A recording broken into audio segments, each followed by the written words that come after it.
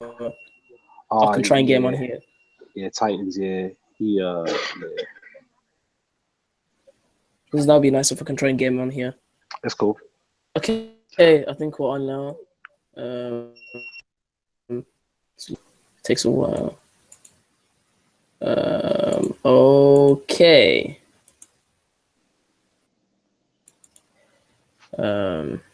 Okay, and we're live.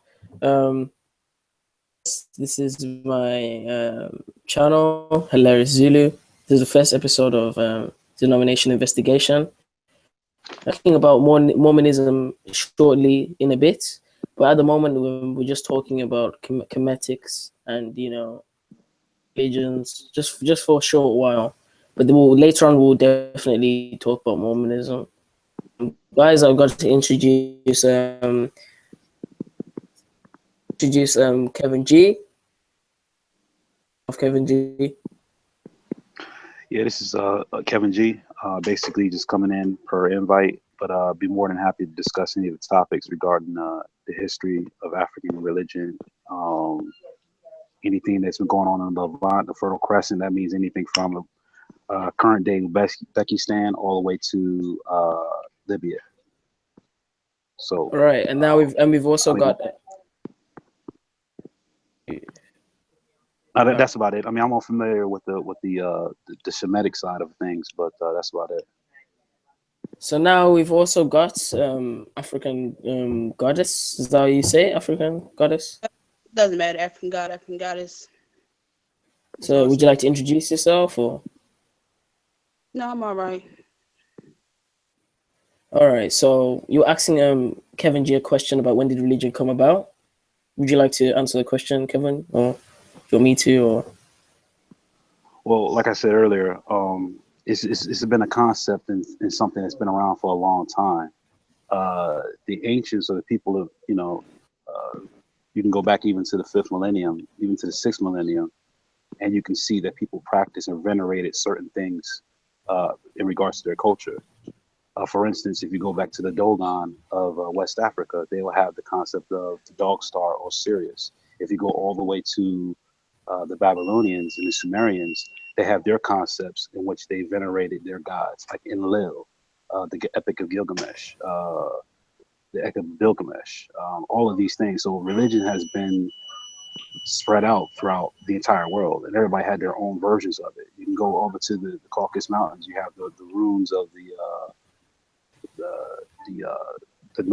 Norse gods. You have the Gudians, which invaded Babylon back in like 4th millennium. So I mean, religion and concepts have always been there. So I just need her to be a little bit more specific as to what religion she's referring to. Well, the religion that started with Judaism, Christianity, Islam, those are the religions that I'm talking about. They came about. Okay. So really you're like, here's my thing. I've been trying to explain. okay. Religion didn't come about. I kept saying 1675, which is 7060 BC. I said religion didn't come about until then. I said, what were they doing between the 1 through 12th dynasty? It was not religion. It was not a belief system. They was in the knowing. They didn't have a God saying like this was the main God. It was a knowing system. They knew who they were. Religion. That's what I've been trying to say. Like we say like everybody comes from us. That's not true because non-Africans are not human. They're genetically engineered. Okay. Their DNA shows it.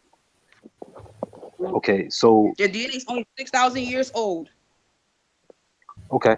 So I mean, so you're basing it off the Abrahamic faiths, started with Judaism, correct? Yes. Okay. That's what it started because there was no belief system. They were in the knowing. Well, there was a belief system. I mean, are you familiar with you? Somebody told me that you were familiar with Nile Valley civilization in Kemet, correct? Say it again. Nile Valley what? Nile Valley civilization. Yeah. Okay. Are you familiar with the Ka priest? Yeah. Okay, so they practiced religion even in ancient Egypt.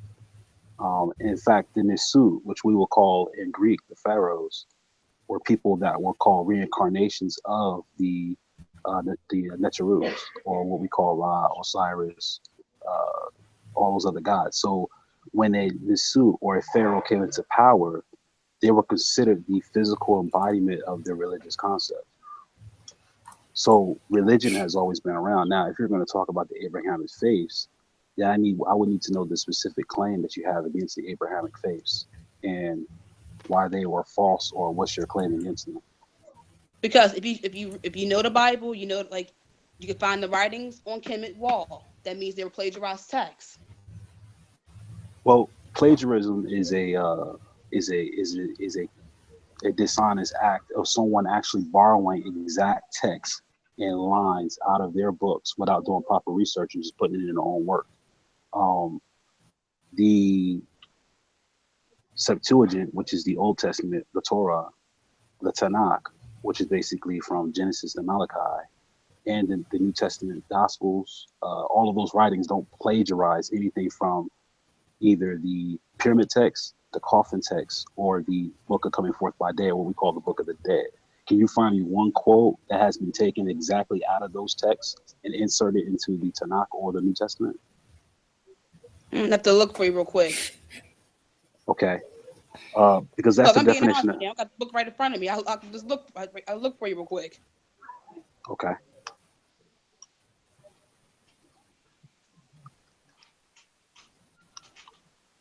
Hello?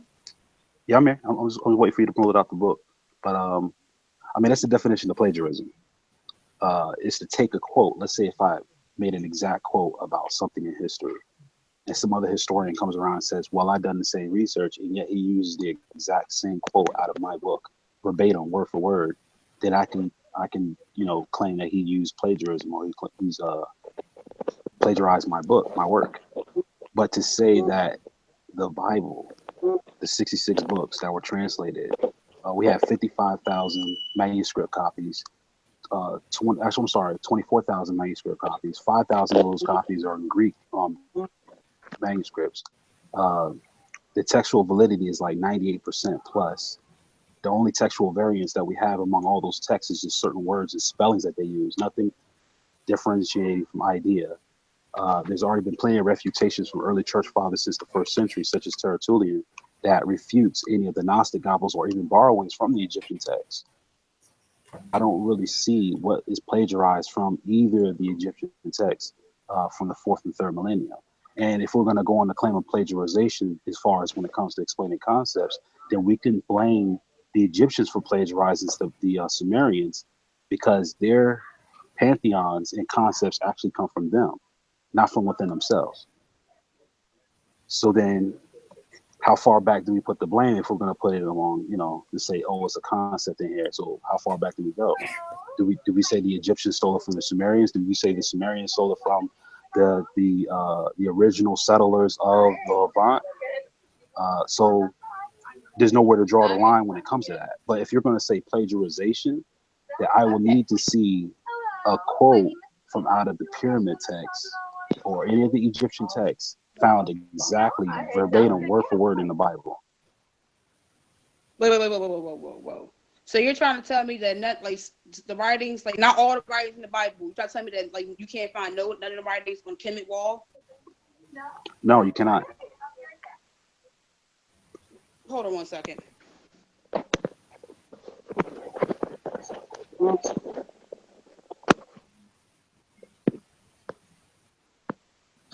Y'all keep talking real quick. Hold on, I'm just looking it up real quick. Pulling it up now. All right, no problem. Yeah.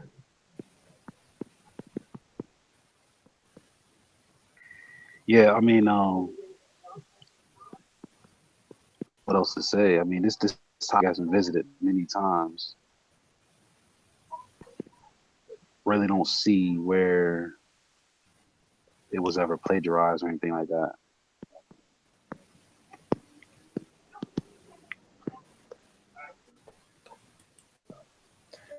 Yeah, Kevin, what's your opinion on Kemet, the religion in particular? Do you think it's like racist or like similar to like the Black Hebrew Israelites?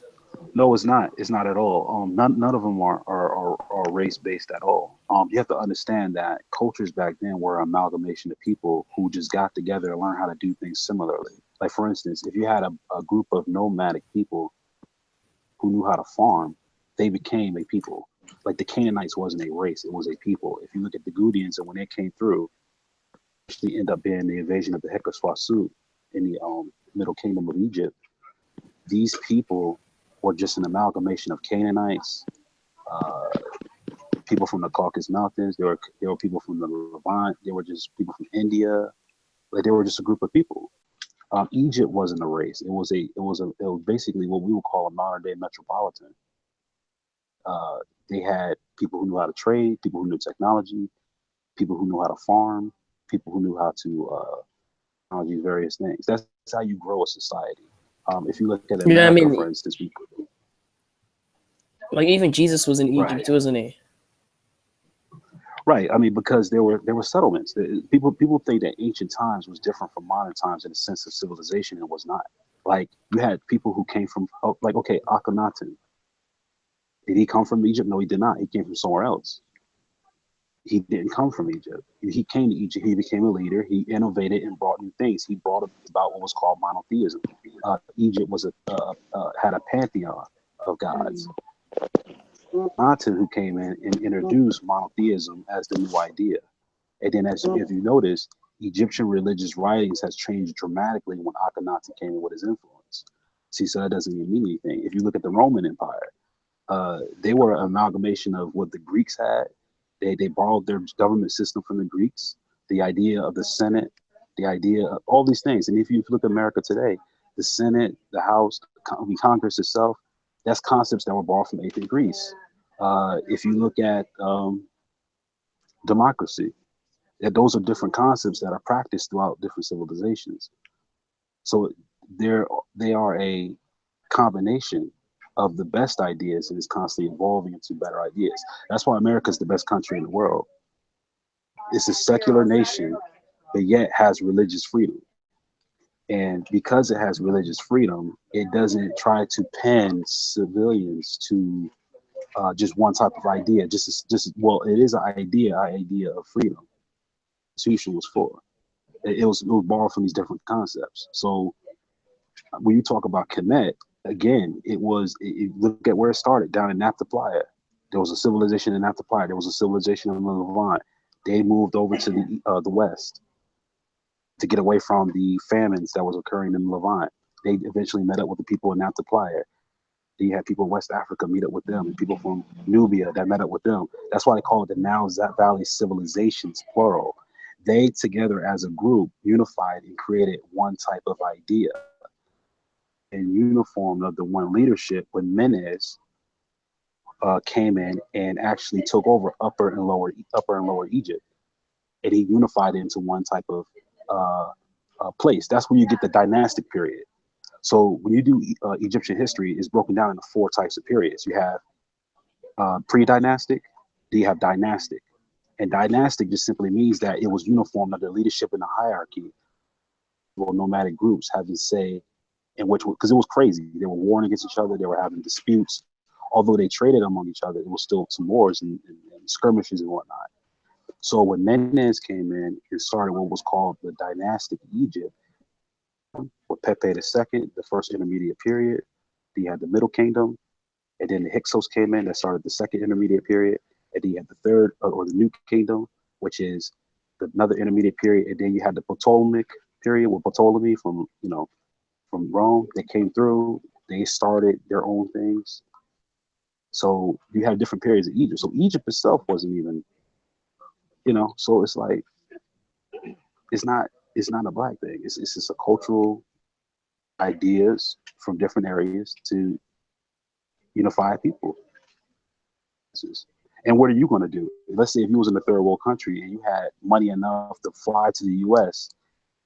and you could pass the test to become a U.S. citizen, what are you going to do? You're going to go to U.S. to become a U.S. citizen. You're going to become a legal immigrant. That's basically what went on then. When people heard Rome had plumbing and they had trade and weapons and a strong army and a good economy, people in, like, say, South Africa was like, you know what, I'm gonna go there and become a scholar, or I'm gonna come in there and become a brick mason, or I'm gonna get a career, or you know what I mean. So I never understood that argument. See, even that right there, you have to still put it in a 6,000 gap at the same time. you're still at a gap period. We like you mentioned the Romans, the Europeans, and all that. You're still in a certain time gap period because their DNA is only 6,000 years old. So whatever they said about like what they were doing before that, that's all lies. Take whatever they said out of consideration. Start from scratch. Because if their DNA is 6,000 years old, so how would you explain the first and second dynasty and them saying I was this and that? That would be a lie. Yes or no? Well, okay. So when you say the DNA is only 6,000 years old, where are you getting that from? I'm talking about Europeans, not African DNA, 6,000 years old. I'm talking about science, biology. Okay, right. But look at the Gutian Empire. That was 2930 BCE. So that's the old. When you look at the Romans were like what? They were like 5 BCE. That's what I'm saying. That right there. If they saying they was like 5 BC, but their DNA is only 6,000 years old, that would mean somebody to come to. That means somebody will lie. Wouldn't it mean that? No, 5 BCE is only 2,020 years ago. That will still be under the idea of the 6,000. If you want to say that, I still don't know where that came from. But the Romans, they didn't. The DNA being 6,000 years old. No, okay. Your claim is that it's 6,000 years old, but yet all of the empires that I'm mentioning is within that scope. Greeks, they go back to about 500 BC or so, or 700, or I would say 8th century BCE. Alexander the Great took over all the lands around 3,300, or sorry, not 3,300, but 330 BCE. He died at like 327. He took over Persia at 333. Then you had the Roman Empire that came through, which was actually started by 2 of his generals, because when Alexander the Great died, he divided his kingdom among 4 of his generals. 2 of them went back to the west. They started what was called the Roman Empire. The Roman Empire was around 200 or 160.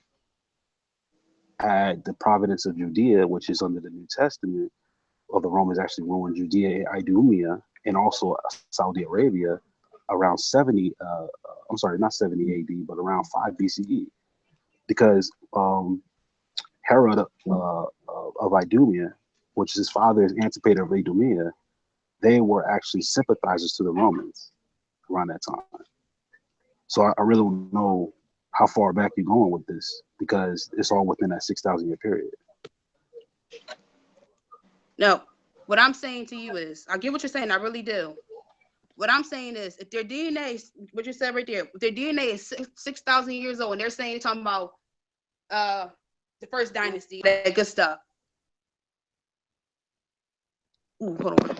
Hello, can you hear me? Hold on 1 second. I don't know if you can hear me or not. Can you hear me? Yeah, Hello, I can hear you? Okay. What I'm saying is this right here. I said, if their DNA is only 6,000 years old, and you're talking about the religion was before that, but like, it's in the first dynasty, the second dynasty, all that good stuff. It was never a belief system. It was a knowing system. It didn't become a religious-based system until 1675, which is I'm trying to think, 7060 BC. Hello, can you hear me? 1760 BC would be, okay. You got to understand the dating system. BC is what people say before Christ, but it will be before what we will consider the first century history. So when we say first century history, what we're talking about is the time around the Judean providence, around when Christ was born and died, and his life from on. So right now we say it's the year 2017, right? We're talking about 2017 years after the time of Judean rule, right? And we don't get into heavy history between European Christians until around the Constantine, which is 325 AD. So when we say AD, I say after death.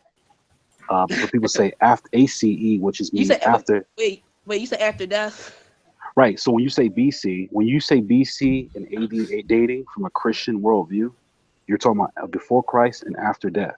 But when you say BCE and ACE, which is what a lot of historians use in the secular sense, they're saying before Common Era and after Common Era. So when you say it's 2017, the proper way of saying it is 2017 ACE after Common Era. So before AD 1 AD, it would have been 1 BCE, and you go back. So when you say the Egyptians ruled from 4th millennium or 4000 BCE, you're talking about 6,017 years ago, because it's like a number line. Pretend Common Era is 0, and anything before that will be BC, and anything after that will be after Common Era. That's why when you look at lunar calendars, such as Sumerians and Jewish calendar, their calendar says 5,780 whatever years, is because they're counting from the beginning of creation according to Torah, C or AC dates. So you're talking about the beginning of creation? That what you said? Right. Their calendar goes according to that. Yes. They count from the time of Adnama all the way down to today. That's why when you look at their calendar, it says the year 5,870 whatever. Or whatever, is up there near 6,000. That's why you got such a long year. But when you look at our calendar, it says 2017 because we're counting after Common Era. Well, I know that. So when you say back in 16 something, you're only talking about like 400, 500 years ago. You know what Anno Domini actually means? Well, say it again. You know, Anno Domini. AD means Anno Domini. That's Oh, yeah, I know that. I know what it means. And it just means the advancing age. Oh yeah, I know what it means. I just was hearing what he was saying about it. That's all. It's quite cool.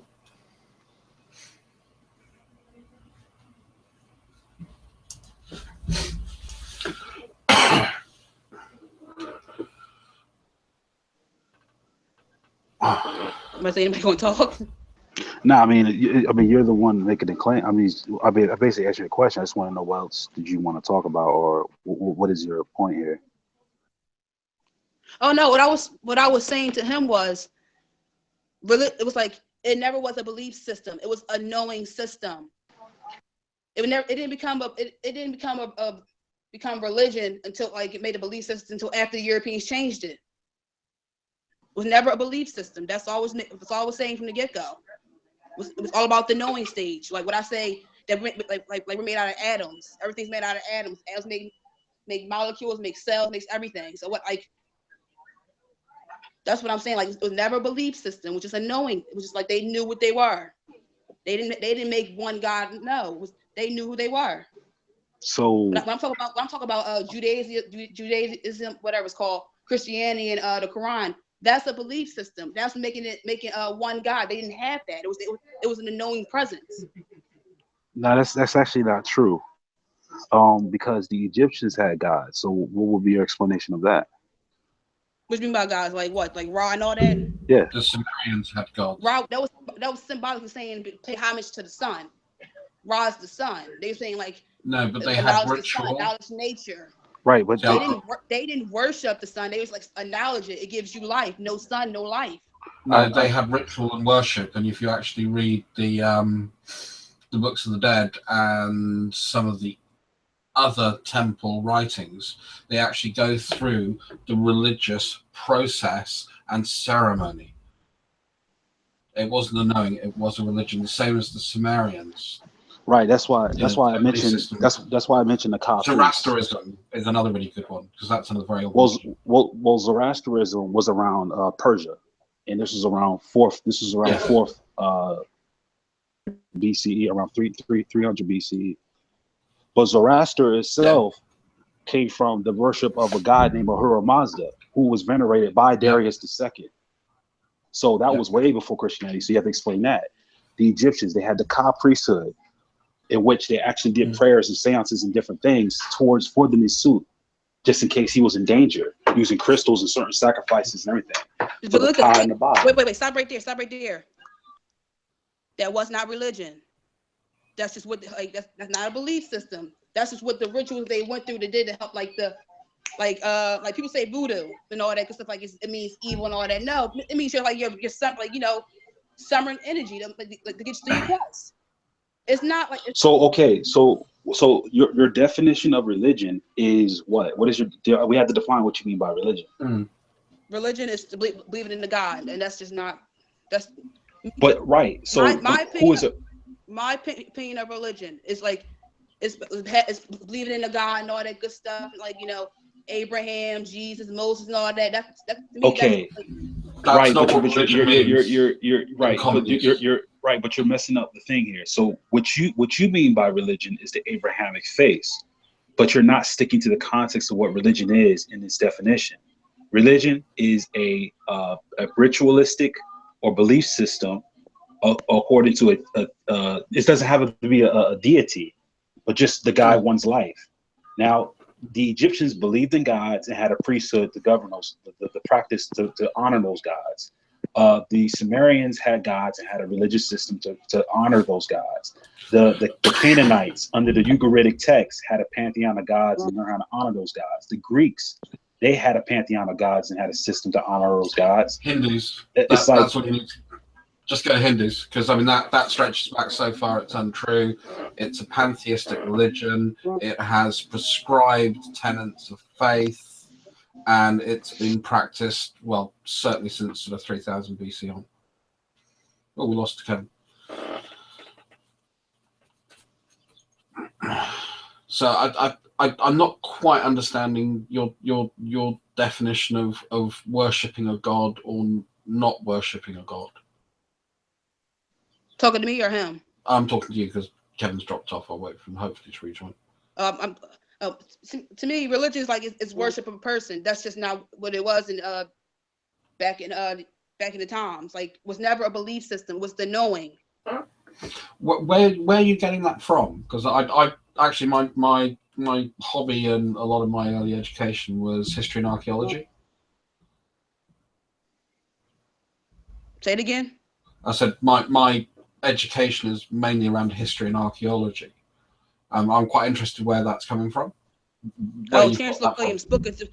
Chancellor Williams' book, Destruction of Black Civilization. What's his name? Dr. Ben Yosef. Okay. Black Men on the Nile. So books like that. Yeah. So yeah. So what I would say is, and also science at the same time. When you look at sort of comparative religions, you can kind of, or let's belief systems. Let's put it that way. Let's not use religion because you have a definition for it, and I think we'll use belief systems. Religion is a belief system. That's just what it is. Religion is the belief in worship of a human, something supernatural, whatever being. The knowing can also be a belief system. Is kind of what I'm saying. Is from where you're coming from. And when you look at sort of belief systems around the world, they tend to fall into a number of sort of generalized categories.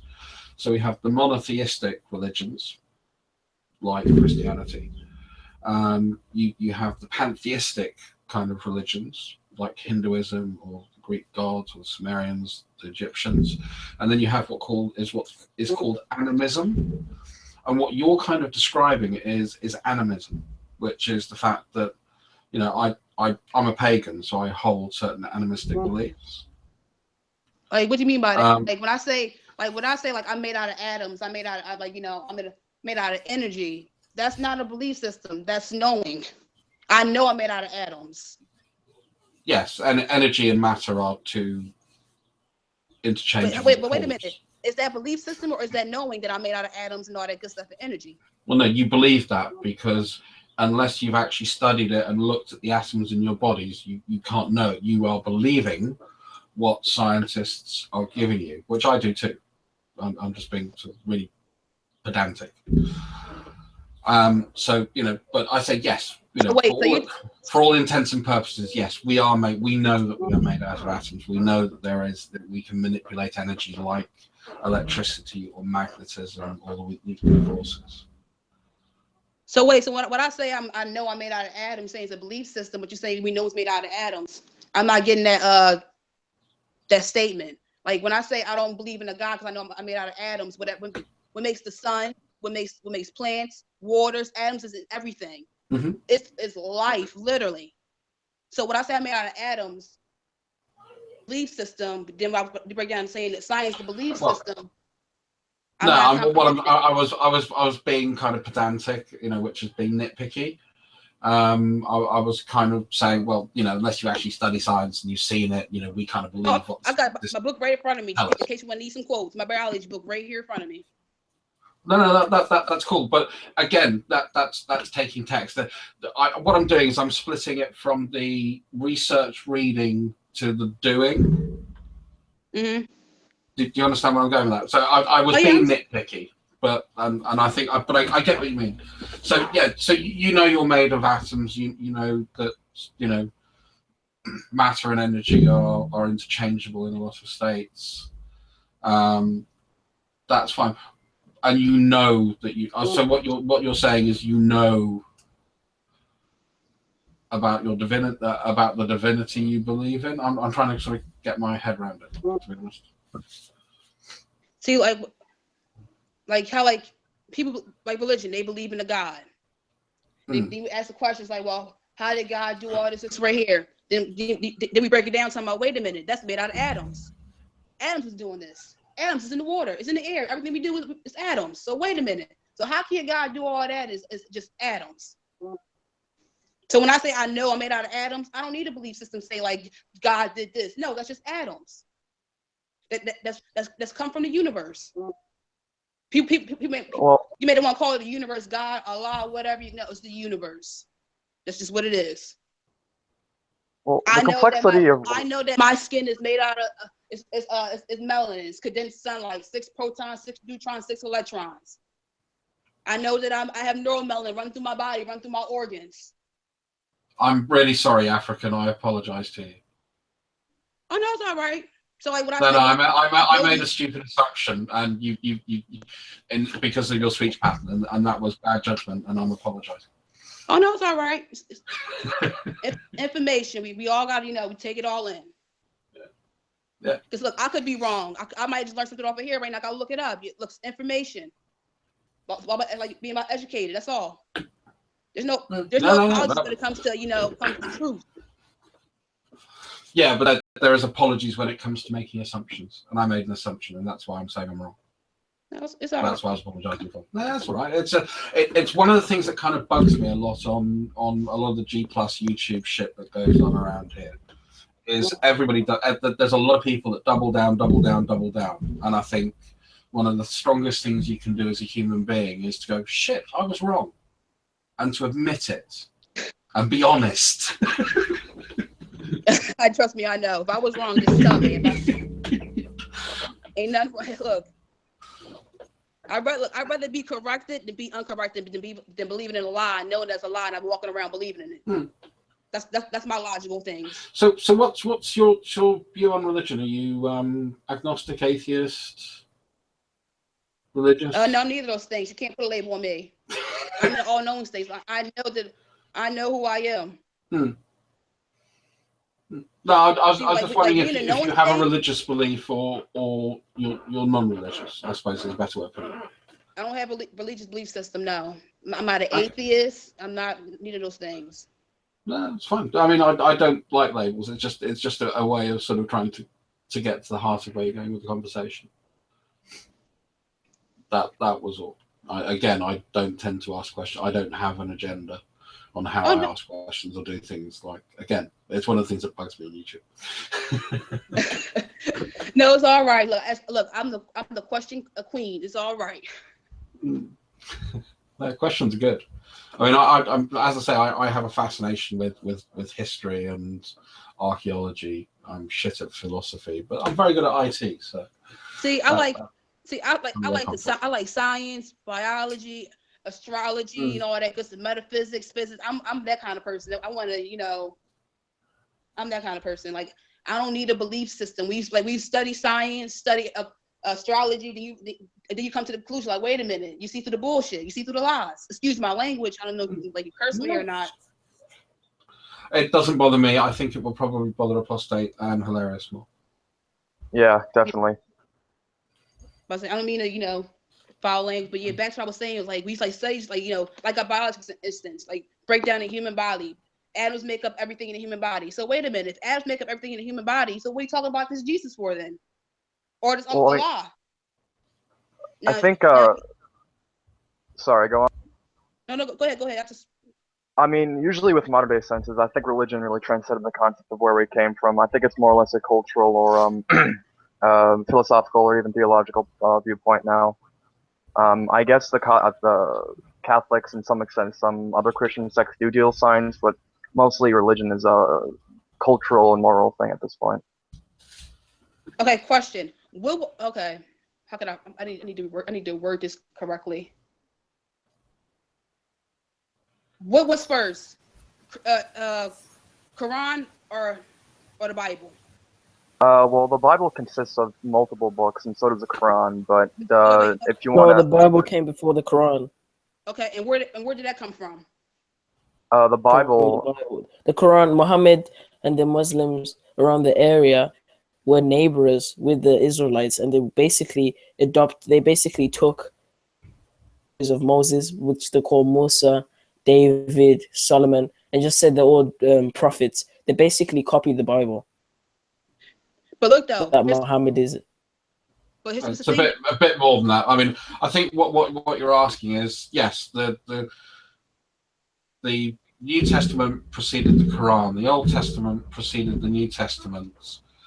You then have the division of the 66 books that tend to be adopted by most Protestant faiths, and is it the 72 books that are adopted by the Catholic faith? Because there's 6 extra apocryphal ones, I think.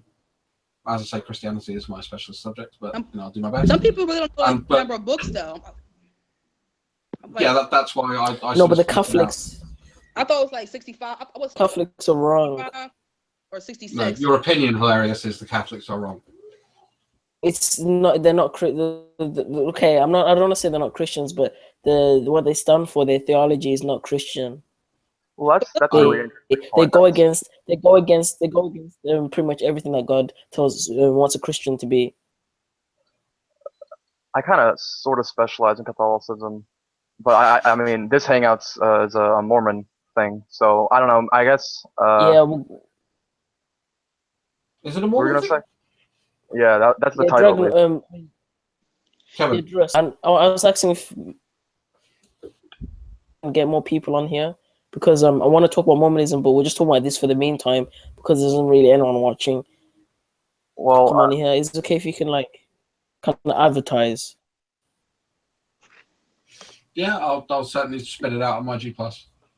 Well, get at least 10 people watching, then we'll begin the hangout. But I think when you talk about, you obviously have, I mean, again, actually, no, I'll stop concentrating on African's question. So from my perspective, and I'm sure I might get some disagreement from Harris, you then have the Bible. The Bible itself was something that, according to archaeological evidence, started off as very much an oral-based tradition, probably somewhere around sort of 1200, 1250 BC. And we're pretty certain that started to become into sort of formal documentation around 495, 500 BC, around that period. And then you have various other precursors. So I can go and I can talk about the Code of Hammurabi, which slightly predates the oral history of the Bible. And I can talk about things like the Epic of Gilgamesh, and we see a lot of ties and correlation between those, and they're all societies that border and neighbor on each other. And as Hilaria said, when you have cultural groups bordering on each other, they tend to take influences from each other and incorporate that into their belief system. I think even in the Quran, it mentions Christians and Jews, and a lot of times in the Quran they would have wars. Jesus was a prophet. They would it's almost like they just basically, for example, we know that he was part of the monarchy in the Jewish kingdom. They'll just take any random biblical character and just say, oh, he's a prophet. It work like that. Have you read the Quran? Most Muslims I've spoken to, they'll say no. Jesus was a prophet. Yeah, have you read the Quran?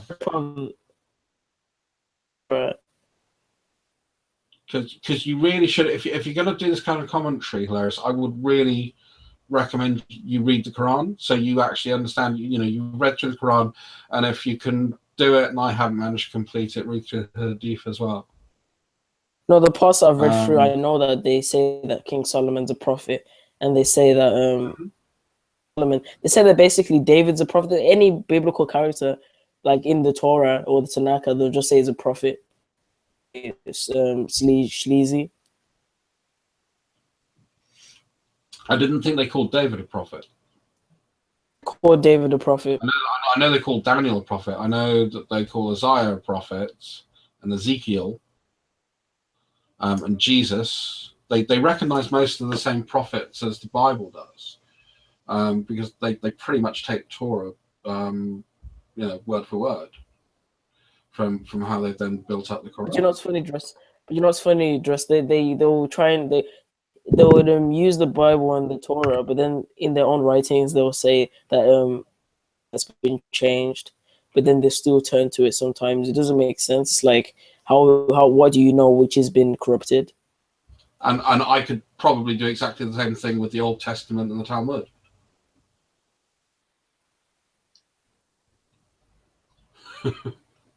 I think it's kind of funny how, especially the Abrahamic religions got their start. I mean, I think Druss had a date when the Oral tradition started, which was around the 12th century BC. So yeah, about 1250 BC is the normal accepted by most biblical No, scholars. five. So if you look at, Isn't it 5th century BC? that's when it was written down. No, that's when So that was Judaism that, started, 5th century. no. That's when it was written down and formalized during the exile, well, the enslavement in Babylon. So during that period, that's where you see a lot of Babylonian influences in the writings of the Old Testament. But Yeah, even in Egypt, they wrote even in Egypt when they were enslaved in Egypt during the Exodus on the Egyptian wars. It mentions Hebrew slaves. It doesn't say Hebrew slaves. It mentions on the Temple of Karnak, the conquest of a state called Israel, called Judea, I think, and that they actually exterminated all peoples of that land. That's the reference you're going to. I've never seen the word Hebrew slave, and believe me, I could be wrong. You may have a source I have not read, but I have not seen it. And I'm a big fan of Finkelstein, who is the head of the Biblical Archaeological Society in Israel, and probably one of the best and most highly regarded biblical scholars. One of the things I think that's very interesting is there's been a lot of research done on the pharaonic list of Egypt, and about how that lines up, because at the moment we've got a fairly fixed timeline for it. And there's been a lot of interesting work actually saying, oh, well, hold on a second, we know that pharaoh and that pharaoh ruled at the same time. And they're actually looking at how that then adjusts the timeline. Because there were definitely Semitic people in Egypt. The city of Thebes, for instance, is a good example where we have found, evidence of people that seem to have a Semitic cultural background. Yeah, I mean, they were from the neighboring artifacts they've left. countries. They weren't really that far away from each other, There and are, they must have. yeah, I mean, when you enter Africa, you literally. It's not that far in the sense that they could trade and they could settle No, maybe in each other's. it's the joke. Why did it take God 40 years to travel the distance a man can walk in 6 days? So I've been learning. Because you can walk from the borders of Egypt to Israel in about 6 days. Yeah. Yeah. I think Sorry. I was just gonna say on the topic of Egypt, I think to really understand first count sources is to learn hieroglyphics, which surprisingly enough over the past time which I've been gone I've been doing. What was I gonna say? Shit. They do have accounts from other foreign embassies, not really embassies, but people in general. I can probably write down what the descriptive word for Semitic people was in the walls of Thebes. Mm-hmm. And that was about it. I just want to state that language played a big part in Egyptian history and describing certain people. What's up, guys? Good evening and hello. I'm doing just fine. I'm just getting home from class. What a boring day. What class was it? I had 3 classes today. I had philosophy, anthropology, and English 101. Ooh, sorry about that. It's okay. What philosophy? It's okay. On the bright side. What philosophy are you studying at the moment? I'm sorry? What philosophy are you studying at the moment? Just philosophy in general. It's You start with the Greeks, dude. no, we're not really getting into specific areas. We've talked about all kinds of different things. We've talked about ethics, free will and determinism, religious free. I mean, I don't know if you call that philosophy, religion. I don't know. I'm starting to get into philosophy, and it's just that that general bare bones thing that community colleges offer is kind of useless in my opinion. I think the best way to understand philosophy is get into the pre-Socratics and then get into Plato himself.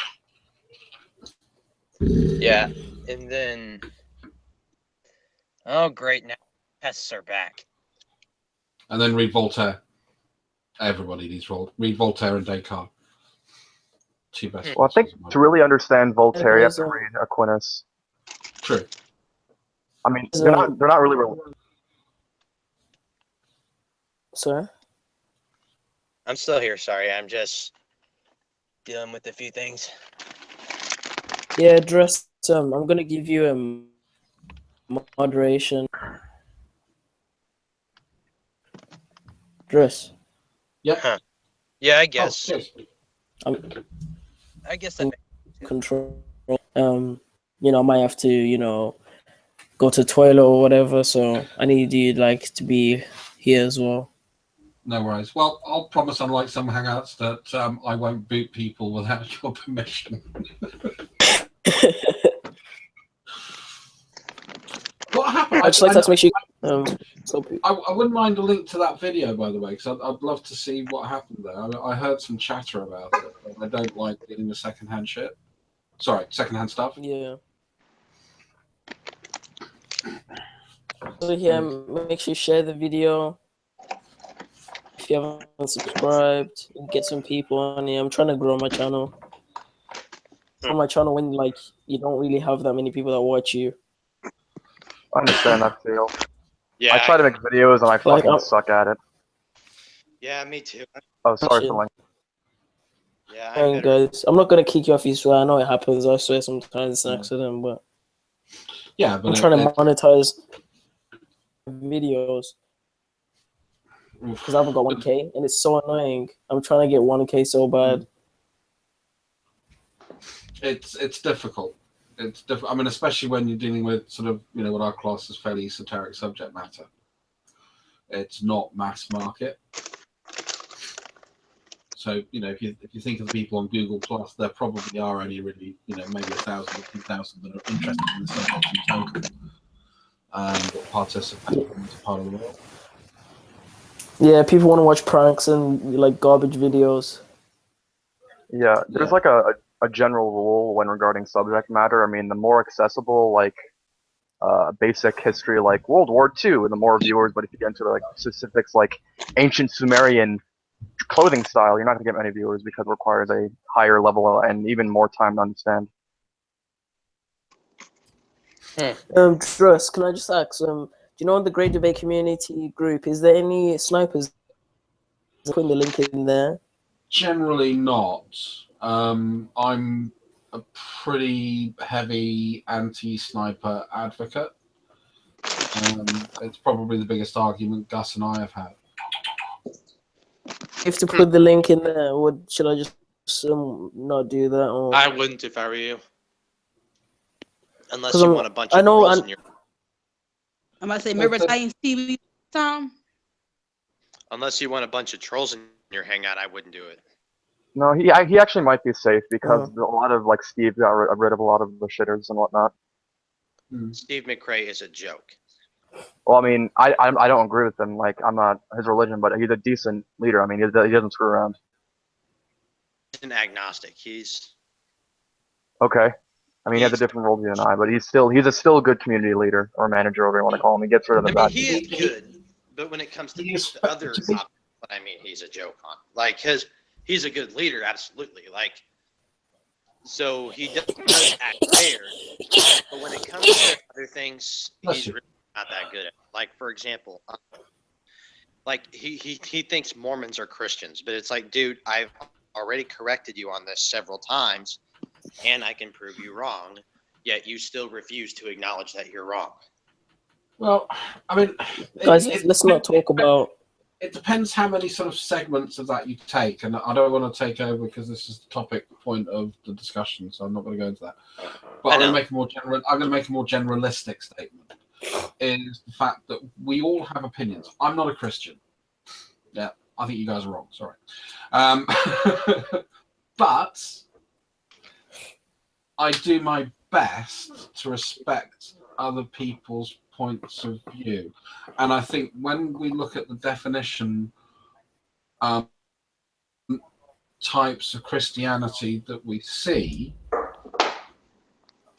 I think you have to be careful. Yes, I would say the Mormons are definitely outliers. They're on the edge of but they believe in God, they believe in Jesus, they have just a very different theology and background that's behind it. Yeah, but the thing is, and you're right, they do believe in Jesus and they do believe in God, but they don't believe in the same Jesus that I believe in. Because the thing is, as a Christian, I very firmly affirm the Trinity and believe that the Trinity is very clear in the Bible.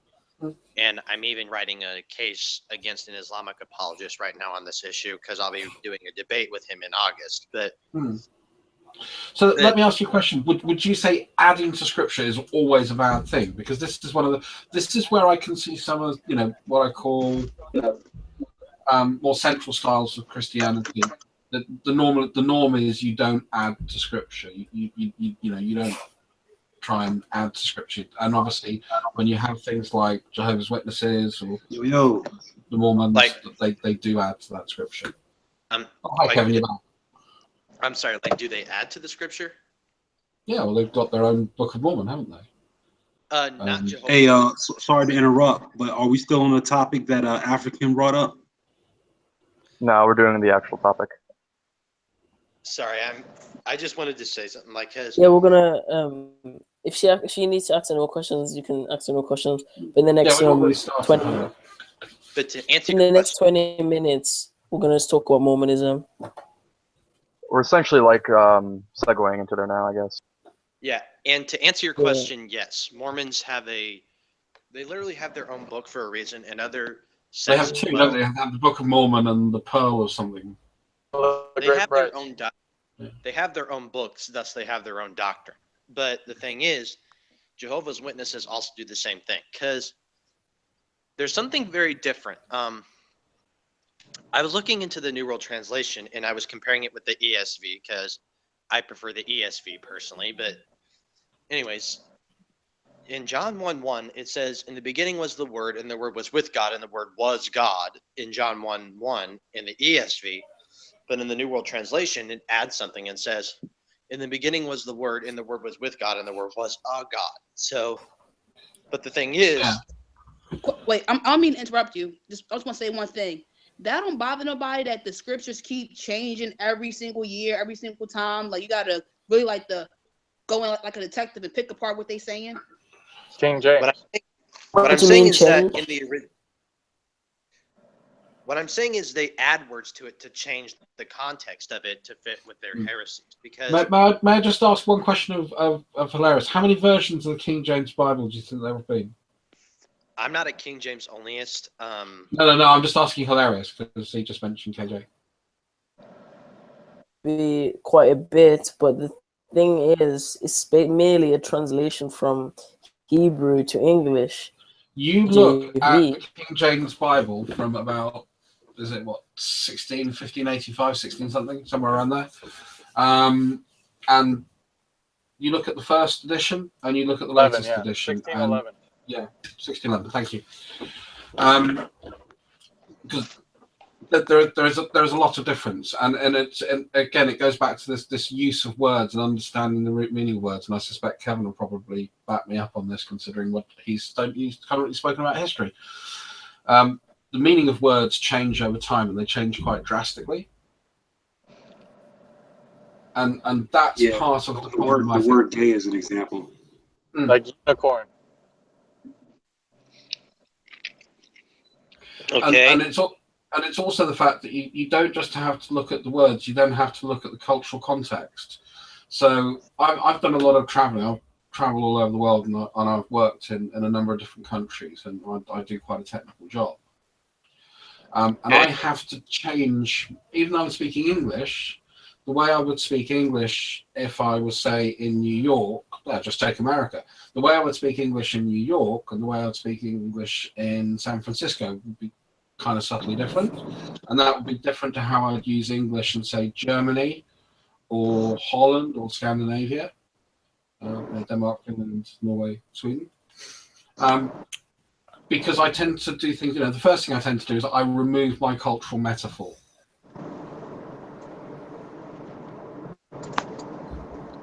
Because that doesn't have content and meaning. And you have to look at the cultural metaphor of how people write. And I'm not saying I know this, by the way. I don't say I know the cultural metaphor behind the Bible, because I don't think anybody does. And I think that's part of the problem and why there is so much interpretation about textual and scriptural meaning. Well, the topic here then is textual variance, and but what Logical is pointing out is that the context has been changed by saying "a God" and saying "was God." Yes. Because it dramatically comes from the view of the traditional Trinitarian view to a different type of Trinitarian view that will fit their narrative. So, plus, but yeah. And the thing is, I'm sorry. Go ahead. Oh, textual variance doesn't really change a whole lot when you look at the ancient scripts. For instance, I mentioned earlier, there were over 24,000 manuscript copies of the Bible in different languages. 5,000 of those were in Greek, and the others were in other languages such as Coptic, other Shemitic languages, Aramaic, all kinds of stuff. How many of those were complete copies and how many were fragments? Because an awful lot of that 24,000 were fragments. It's a lot of copies out there. Some were complete copies, some were fragments, but the textual variance between all of those copies is probably less than 1%. Usually people that debate this says, well, there's over a million or 100,000 textual variances within the script, but they only deal with the use of language, such as it's like formatting, grammatics. Right, grammatical, but it does not change the Christian narrative or the story as it's told at all. So the textual variance is just on little words used here and there in that language. Well, there was an interesting one that came up quite recently with Hilarious, and it was quite an interesting watch, which was around what it means to humble a woman. What?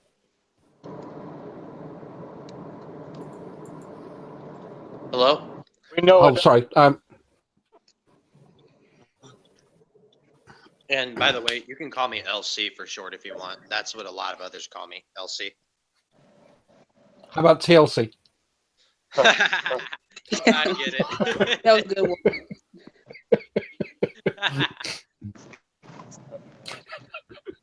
I just prefer LC. Hey, come on, TLC might work better with the ladies. What do you think, African? I'm okay. I have a girlfriend.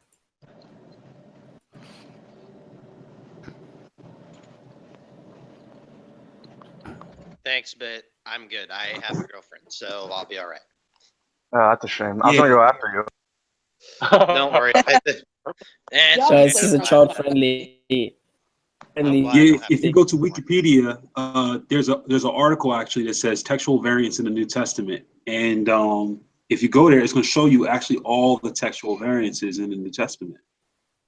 And if you go through them all, you'll see that they're very minor. As far as if people want to say, "Oh, the Bible's been changed," how do you know it's saying the same thing? Well, we can look at these textual variances and see that it doesn't impact the Christian message at all. I mean, or what's being said, the gospel, anything. You can actually safely say that the Bible is the most scholarly researched document in history, and I'm a pagan saying that. It actually is. it is honestly the most research and critique piece of work ever written by man. It is the most thoroughly looked at. It's been debated. It's been exegeted. It's been, I mean, they've done everything to the scriptures to dissect it, but it actually works in the glory of God, because then it also lends it credibility and validity of actually being a real document, because it's been examined so much. Now, let's say if you were to do the same textual criticism of the Iliad by Homer, or any of the other writings of Ahura Mazda or Zoroastrianism, which didn't rise till about 1200 ACE, after the religion has been actually reportedly worshipped in practice in 300 or 500 BCE, then it will fall flat on its face. You wouldn't have that. If you look at the Quran, for instance. The Iliad is quite a good example, because that was the foundation of how Heinrich Schliemann found the city of Troy. True. It's how he found Argos. It's how he found True. It's considered history in the view of the Greeks. As far as those 9 days during that war, the passions that were going on. 10 years. 10 years for the war, 10 years for the journey home and the Odyssey. 10 years, right? 9 years, 10 years, right. But the thing about it is that how many manuscript copies do we have of the Iliad? Very few. Actually, well, I mean, I can argue that there's a decent amount. I've read the Iliad about 8 different times now. And there's quite a few. I read it 8 different times in multiple translations and multiple copies. If I remember correctly, I think the Romans, of course, at the time had their own Latin copy, which was then given down to the church and through us now. Then we have our modern examples that came about after the Troy movie. Yeah. Believe it or not, I have a copy of the Iliad that says, "The new blockbuster hit, Brad Pitt stars in the Iliad." I'm like, I don't really, but no, yeah, I think. I did quite like the film. It wasn't that close to the book, but I did quite like the film. Yeah, hey guys. Wait, real quick question. I'm trying to remember his name. Kevin, I think your name is. You said the Bible's like it's like the most documents written on it. You said. You said. Repeat that now. You said like the Bible, right, has more documents written about it. More manuscript copies than any other document in history. So yeah, I mean, so the Iliad had 1,000, but the Bible around its time had about 24,000, and that was even before. I think that was before 325, when the first council of Nicaea, when they decided to even debate these matters. Are you counting? Because you also have. Wait, I'm sorry. Say that again, Kevin. What's that? What was it you said about the Council of Nicaea? No, I'm saying that I think these 24,000 copies existed before 325. We don't have many Bibles older than about 300 AD. I think they're very rare, and they're fragmentary copies. Right, but those are right. But the Bible wasn't. See, you got to understand, there was no compilation of the Bible. No. But what I mean by fragments is we may have a stamp-sized piece of John, or but one of the things that we can do by doing that, if we've got a piece of text, and generally one of the cool things about early Christians is they didn't like scrolls very much. They much preferred books or creating manuscripts in bundles. Yeah. So you can actually say, so if I've got a piece of a page and I know what that piece of the page is, so I know, say it's, Corinthians, 1 Corinthians, whatever. Then I can say, well, I know which bit of Corinthians this is. I know how many words are in that sentence as a whole. I know how wide this page is. I can see the amount of writing is, so I know whereabouts in the text it is and how long that book would have been and what probably was on the other page, on the other side of the page. So that's one of the things that's kind of cool about having fragmentary copies. But yeah, as I say, when I say Bible, we don't have much complete biblical documents, originals, that predate about 300 AD.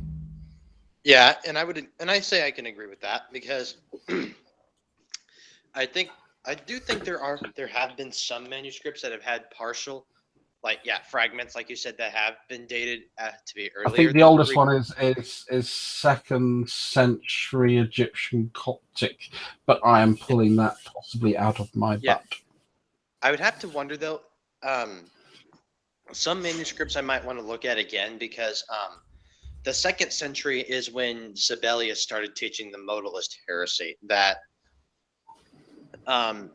modalism was like a view that taught that the Father, the Son, and the Spirit are not 3 coexisting persons. They're 3 forms of one person. So I might need to look at the manuscripts again because I think there have been some manuscripts that were created by cultic societies such as modalists, Arians, and such because during that would be the Gnostics. Well, but the Gnostics are the Gnostic. No, that's more the Marcion tradition, isn't it? Which then went into the Cathar. Wait, hang on. Right. So all of that was already contended and dealt with around the 1st century anyway, because you had biblical scholars such as Polycarp and Tertullian, who actually he wrote a refutation against Marcion. His refutation is actually called Against Marcion. Yeah, and it actually talks about his duality of the insertion of the text and all these other things. He wrote his own gospel. It's called the Marcion Bible, where he writes his own version of the Gospels, because he thought that the way Christ was described was different from the God of the Bible, the Old Testament. So he had a ditheism view, meaning that there's 2 gods, and he tried to write that in. If you look at the Gnostics, so we can go to early church fathers, such as Polycarp, Tertullian, some of these other, which came from different parts of the world, wasn't under any kind of rules, wasn't influenced by anybody to force to write anything. We could put together their quotations of the Gospels in the New Testament to put together what was accepted and what was not accepted. Sorry, I was just saying, do you know where the oldest fragment of the Bible, the oldest biblical fragment is? That's really weird. It's in Manchester in John Rylands University. Okay, and I'm guess how long does it date to?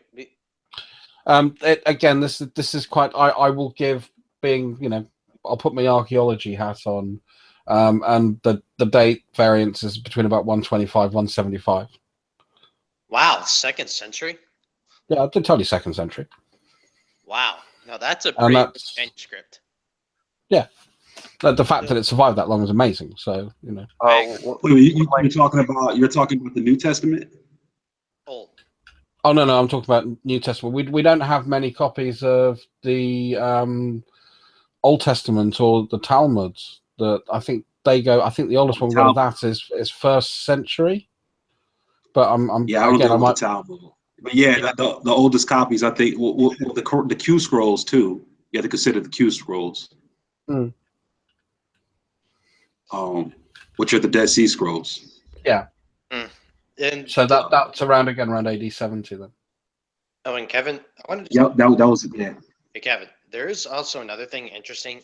You brought up earlier, like how the fact that Gnostics had like their own separate gospels or whatever. And the thing is, there's some biblical books were considered Gnostic. Sorry, you're on logical. I'm interrupting. Apologies. It's okay. Sorry. Anyways, I think there's another thing interesting. Gnostic heresies are actually addressed directly in the Bible. Like, for example, in Colossians 1:15 through 18, it argues that Jesus is not only the firstborn of the preeminence, not only the firstborn in preeminence over all creatures, but he himself is the creator, because all things were created by him and for him. And that directly that's a direct refutation of Gnostic heresies. We also see a direct refutation of Gnostic heresies in 1 Corinthians 8:6, where it talks about how, well, when you read it in its historical context, it's addressing polytheistic viewpoints like Gnosticism, because they say that for other people there are many so-called gods and lords, but for us, we only have one God and one Lord, the Father in Christ. See what I mean? So it's kind of interesting. Gnostic heresies and polytheists are directly addressed in the Bible. I've been trying to get into Gnosticism. I think the major foundation of the Gnostic idea is not really bent on the church or the Bible, in my opinion, more or less on Neoplatonism, the Middle Platonism, in the sense that the demiurge is direct, I guess you'd say, copying or taking from Plato himself. I think Gnosticism has a more European mythological base and European philosophy base rather than. It's talking about the virtues in a way. Well, not the virtues and just the origins in general. If you look at Gnosticism, it's just pretty much it's Platonic. It's Neoplatonism. Yeah, I kind of agree with that. Which, in my opinion, makes. Sorry, go on. I was going to make a finishing point. Which, in my opinion, does make it superior to Christianity, but that's just because I'm biased. I think one of the other things was the Gnostic ideas were given a seat in the Council of Nicaea. Yes. By way of Arianism, I think. Well, yeah, they have some concepts that are borrowed from the Gnostic Gospels, and it was because of Constantine's sister, who actually pleaded and said, "Look, they should have a seat. They should have a say." So I think out of all the bishops or church fathers that were there in the Council of Nicaea, 3 of those seats were held by Arianists. And when did Constantine convert to Christianity, though? That's what I always find interesting. Deathbed, I think. What's that now? When did Constantine convert to Christianity? He never did. Wait, are you sure about that? He never did. I don't think he did. What it was is that when he took over, there were a lot of contentions among the churches about what was what. So what he wanted to do was bring consensus. No, I agree with that. And so in bringing consensus, he held what was the first Council of Nicaea, which they were going to discuss 5 different topics. What should we consider about Easter? The divinity of Christ. How about the edicts that were put out to kill certain Christians? How should we treat them now? Is it possible for a person who left the faith because of those edicts to return again to the faith? And I forget what the other one is. The last one was. But basically, the Arianists, they had a say because they already had a consensus among themselves. Hello. Of Christ. The Arianists wanted to come in with their own idea about the divinity of Christ. So that's why they came in and was like, no, we don't think he's, divine or son of God and this and the other. So, Yeah, and I think Arius might have borrowed from Gnostic Gospels because I think Arius was actually a polytheist, because one time I was talking to an Arian and he showed me like quotes from Arius that showed that he believed that Jesus was like some kind of separate God or whatever. So I don't think Arius denied Jesus' divinity. Rather, what he denied is that he's part of the Trinitarian Godhead. And right, which the only link you could find in back before him was Marcion. That was Marcion's idea. And those kinds of and like I said earlier, those kinds of ideas are directly addressed in Scripture. 1 Corinthians 8:6, John 3, Isaiah, Deuteronomy 6:4, Mark 12:9, all kinds of areas. Kevin. Yeah. I have to go now. I'm eating. I'll be back in like 10 minutes. Can you moderate while I'm gone? I'll be back in like 10 minutes. Yeah, that's cool. Well, I mean, y'all all right, no problem. Well, y'all can pretty much have the floor. I mean, LC, if you want to continue. I was going to say, I like your knowledge of history, Kevin. That's pretty good. Yeah, yeah, that is pretty good. Yeah. I mean, I was always, the way I read about Constantine was the fact he converted in 335 AD. Well, unfortunately, he didn't. Yeah, that was supposed to be a deathbed conversion, though, wasn't it? Well, it was a deathbed conversion, but not to Christianity. He converted to Arianism. Because like what happened was, after the council formally declared Arius and Arianism, after they formally declared Arius a heretic and declared Arianism a heresy, then he was banished. And then, as Kevin stated earlier, Constantine's sister felt bad about it, so she pushed Constantine to support Arius, and he invited him back so the church could reinstate him. But fortunately, Arius died before that happened. So instead, he sent someone else to do it. In this case, Eusebius of Nicomedia, not Caesarea, but Nicomedia. And then Nicomedia began swaying Constantine in favor of the Arian view, and then as a result, he baptized him, and then Constantine was officially an Arian. So he converted all right, but not to Christianity, but to Arianism. Well, here's a question for you, because it's always one of the things I quite like. I mean, obviously, Okay, I'm listening. In the Old Testament, it always talks about, you can look at the Ten Commandments, thou shalt have no other gods before me. Okay. You can look at various other references where it references other gods and the power of other gods. Yet when you get to the sort of New Testament, they kind of want to chuck all that out with the baby. Yeah, and sort of go to. Yeah. I mean, the thing is, I would tell them, if you're going to appeal to Scripture, especially the Old Testament, you need to be careful, because first off, the Hebrew phrase Elohim has also been used for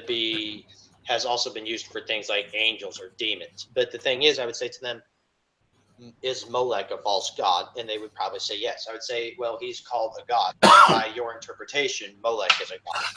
See what I mean?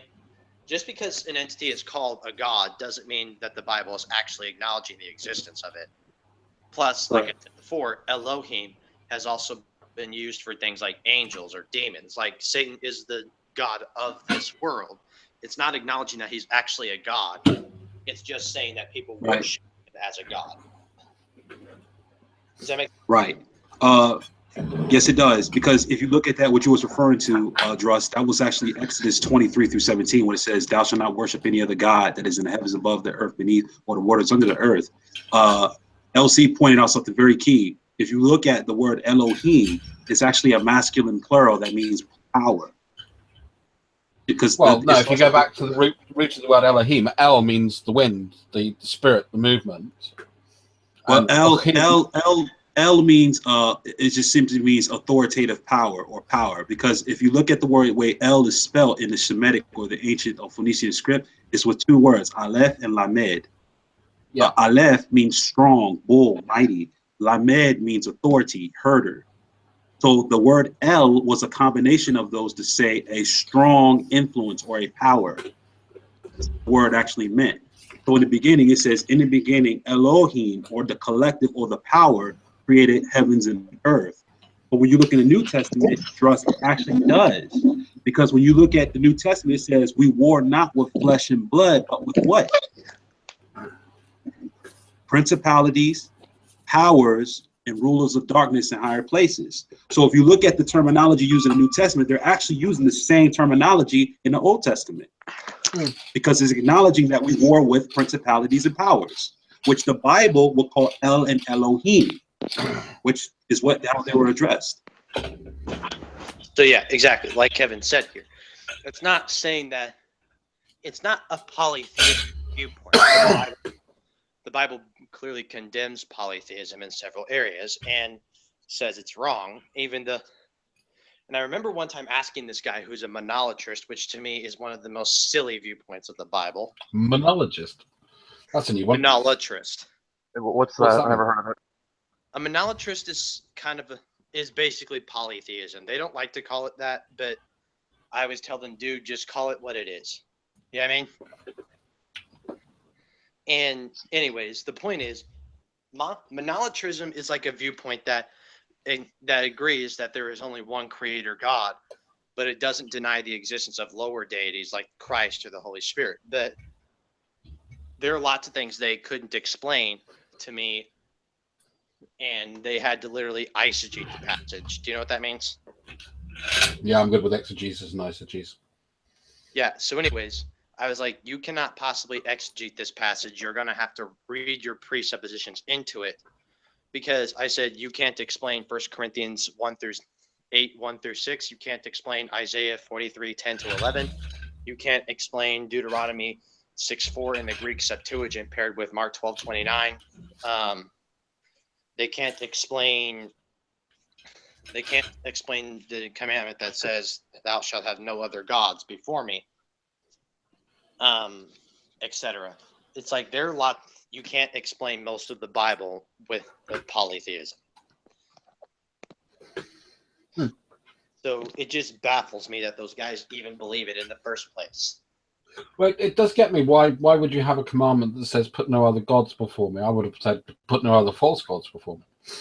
Well, because according to the scriptures, there is no God other than the one that we worship. Yeah, I mean, so other gods are false gods. It's just saying that I am the only God who ever exists. Other gods are designed by you, and other gods designed by you are not worthy of your worship. So stop putting them before me. Yeah, I mean,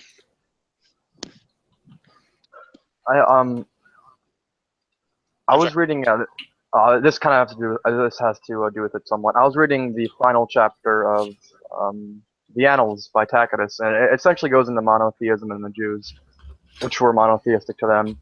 And Tacitus explicitly said anyone who goes away from the single divine essence of their deity is considered a form of heresy or a form of malpractice against said deity, which was extremely, extremely obscure and esoteric at the time. Yeah. I think putting the god, a deity before the God of the Old Testament kind of takes away from the what makes it different, which is essentially the idea of a divine essence, an idea rather than a image or something smaller like the god of seed, etc. yeah, exactly. Like Neptune or Poseidon or something. Those kinds of gods, if you put them before the God of the Old and the New Testament, then that would be something that God doesn't like. Because Neptune wasn't a god of divine essence; he was a god of something practical, which was weather and the moving seas. fair enough, but okay, let me give a better example. The God of the Quran, Allah. That would be one that the God that I worship would never want me to put before him, because the God of the Quran is a very different divine essence than he is. You know what I mean? Yeah. So, and of course, my channel is partially dedicated to answering the Quran and answering Islam, but because there's a lot of differences between the Islamic teachings of God and the Christian teachings. The Quran teaches that God is only one person. The Bible teaches that God is three persons. The Quran teaches work-based salvation. The Bible teaches salvation by grace alone, etc. And I would say that would be something that would be that wouldn't just be heretical. That would be putting a different God before him. So that would be a better example. Well, I do agree that Islam and Christianity are pretty very. Actually, I think they're different in the sense, but one thing they do have in common is that idea of a single divine essence over a physical God, or a depicted God, or a natural God, so to speak. Yeah, of course. So they are similar to some extent. People are right to say that, because we do believe in a single divine essence, but of course we believe in a different kind of oneness. You know what I mean? Yeah. Does that Well, make at least you guys don't have jihad yet. Yeah. Yeah, good. Because they have some differences in regards to. I believe that was done by Pope Urban the second or first, and it was called the Crusades. Well, the Crusades wasn't in the Bible. The jihad is definitely in the Hadiths and the Quran. And the Quran. What's the best thing? The Pope could have read the Bible. Could have read the Quran. Well, if you read the Quran and you look at it carefully, and if you look at the Hadith carefully, you can see areas where Islamic jihadism, where it there's like 3 different stages of jihad. There is stage 1. This is the stage of jihad where Muslims are not allowed to fight, even in self-defense. The second stage of jihad is defensive, meaning Muslims are allowed to fight, but only in self-defense. They are not allowed to start the fight. And of course, the one we know most is the third stage of jihadi, where Muslims are allowed to fight, whether it's self-defense or not. And in the sense of that, jihad is not only done by the sword in the third stage, but merely by displacing native ideas with their Islamic idea, making a caliphate no matter what.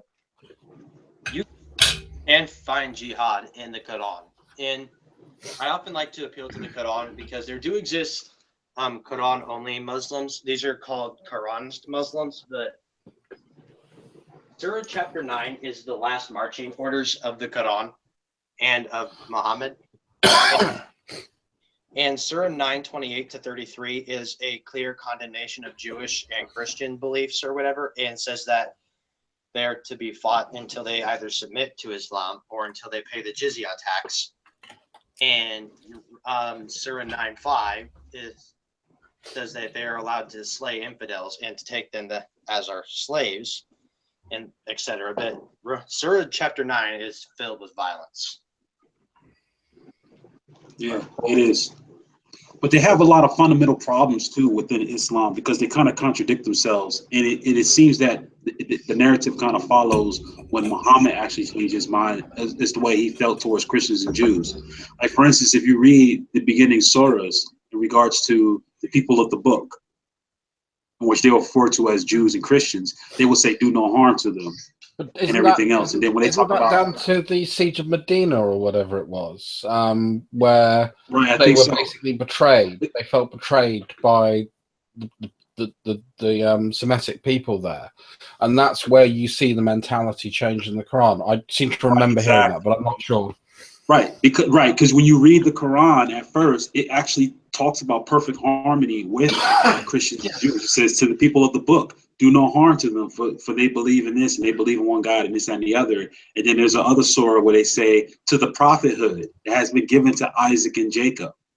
But yet, then it changes. The prophethood now ends up with Ishmael, who is Muhammad, who he came out of. So how did that happen? The people of the book, what they were following. Why is it that they're now enemies and infidels now? If they were people of the book, so it's like you could see it basically conforms itself to the personality of Muhammad and what he basically felt at the time.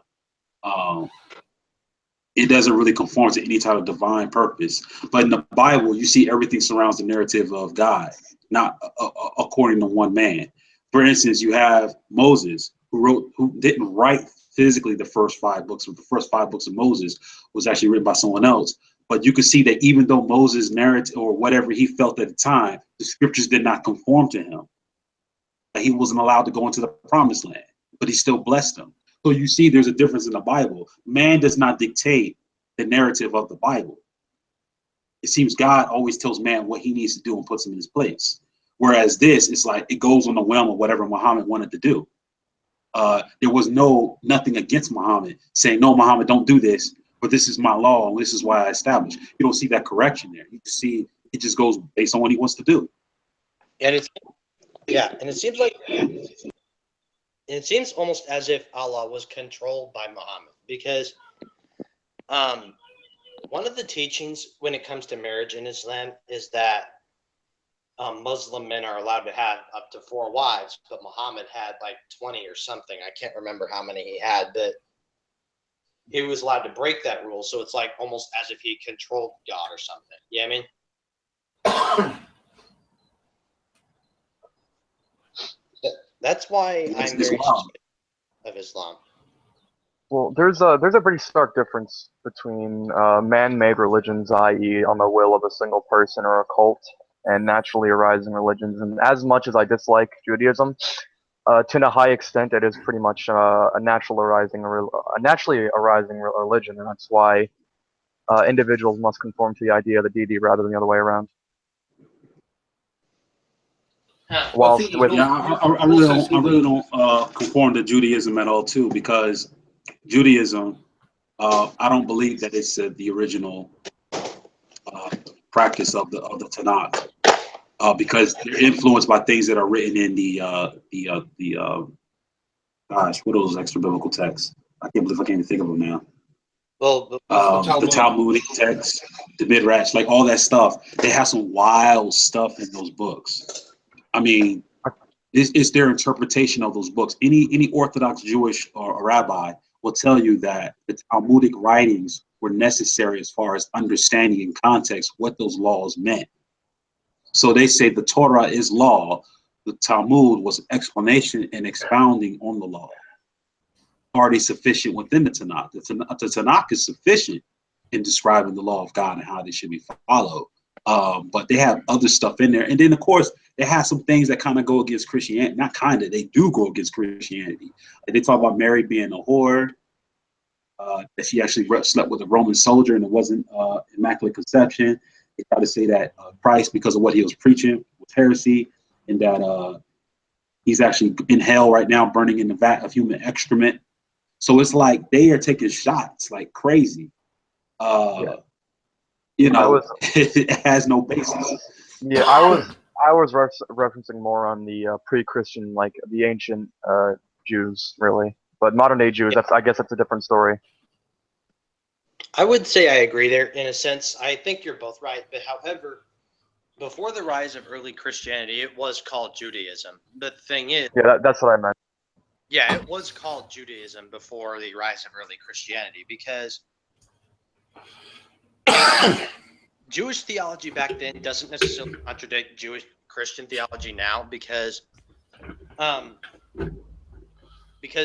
back then they still had such a thing as salvation by faith alone.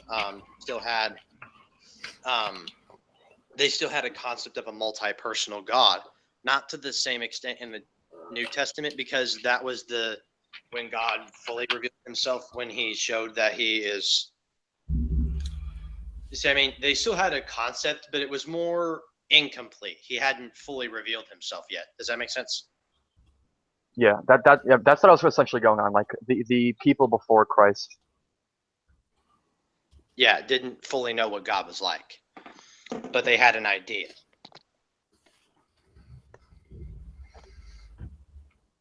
Right. Well, from a Christian theological point of view, though, you're kind of forced into that role because of obviously the prophecies from the Old Testament.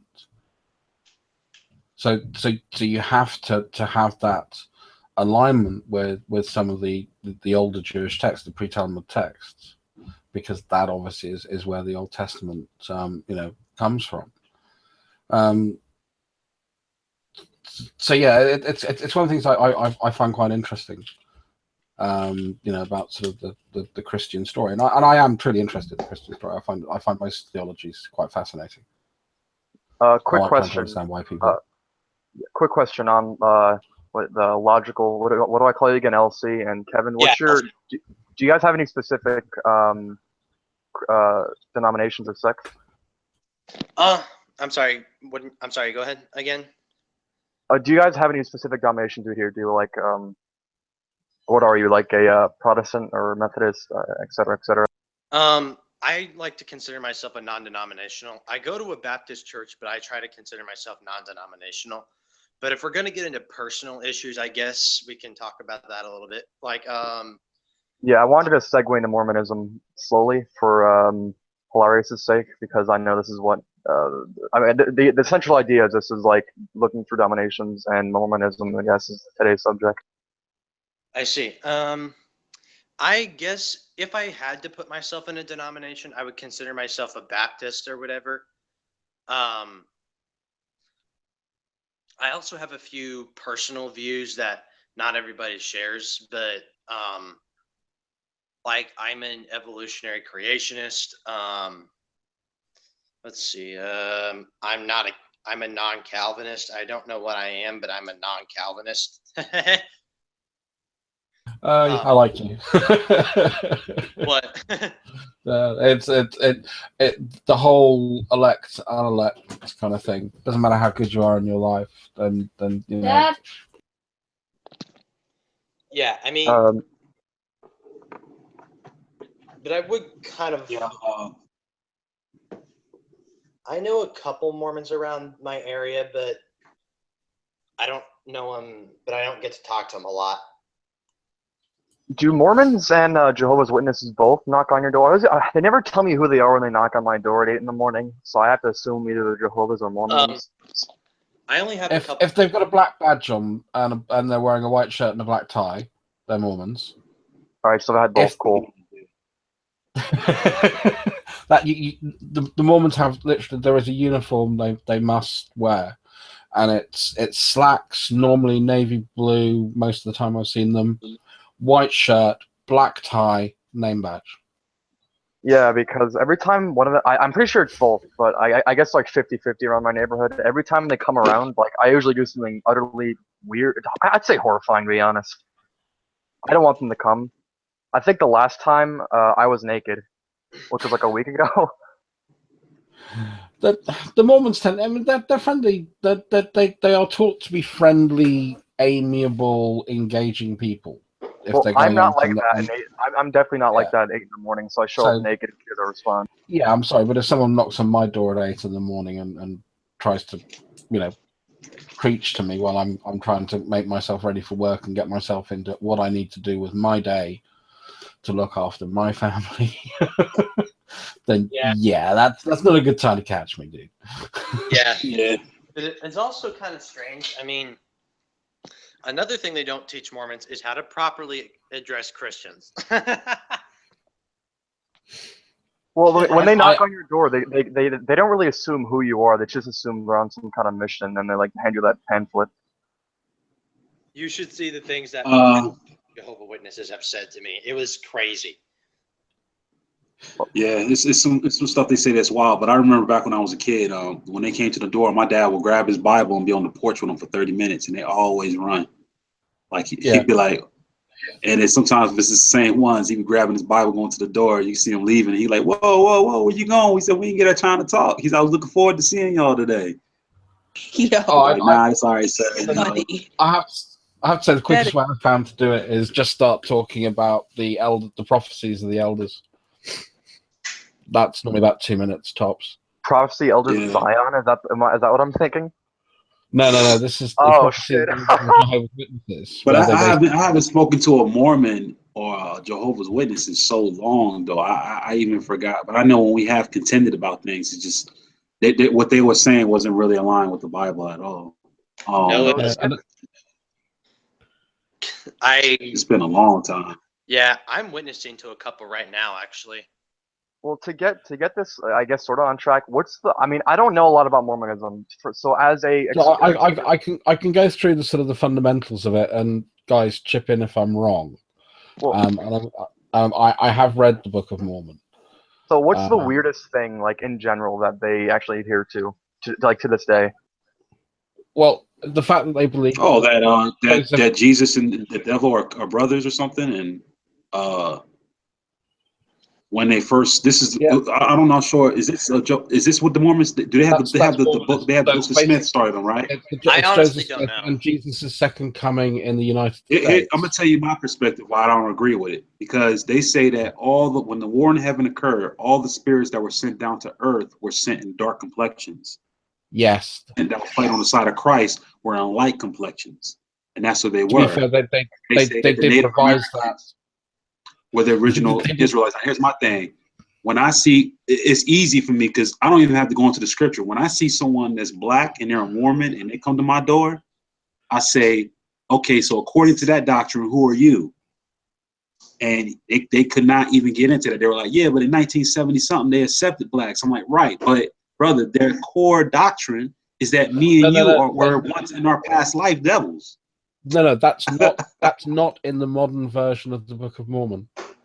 That has actually modern version. That's been revised from the original text down to the fact that the head of the Mormon, there's a council, there's the top council in the Mormon church, and these all have inspiration from God, which allows them to have a revisionist-based religion based on instruction from God. Right. So, but still, with the history like that, it's changed by revelation. No, it doesn't change by revelation. You see, they say that, but you see clearly that it changes by the social political view. Okay, back then, blacks weren't looked at as much, so they were free to say that. If there was still slavery going on, they would not have changed that. I guarantee you that. But because the 1960s happened, and there was the marches on Washington and Martin Luther King and different things that liberated us and got rid of segregation, then that's when they decided to change that stuff. when that was starting to happen. I come from a part of so they changed because the country changed, not because it was a revelation. No, I agree. I come from a sorry, just one thing because I'm going to go in a second, and I'll let you speak. Sorry, African. I come from a part of the country, the UK, which is Scotland. Where I come from, we have a very broad Scottish accent. I actually had to learn to speak like this. Thank goodness. Sorry, I have to shit post against Scots once in a while. Huh. Oh well, there's no true Scotsman, so don't worry about it. But yeah, but now it's culturally very popular for people to have a Scottish accent. It's now okay. It's now cool, and that's just a sort of a natural society change. And I agree. That's why I agree with you that you look at what was happening in the late 60s, early 70s to late 70s, and the change of what was happening in the social structure in America. They were forced to change because otherwise what they're doing is now alienating. And the part of the Mormon church I wish more people knew about is the early days when they were actually moving out to Utah and the Night Riders and what those people did. That's the thing. And they still have not apologized for that. And that is really wrong. So what's the Night Riders? I haven't heard of that. Not many people have. Yeah. From 1849 to 1978, that's when they did not allow blacks. It was a policy not allow colored people or black men inside of the church or even inside the priesthood. Oh no! So they had constantly was changing their stance ever since the country changed.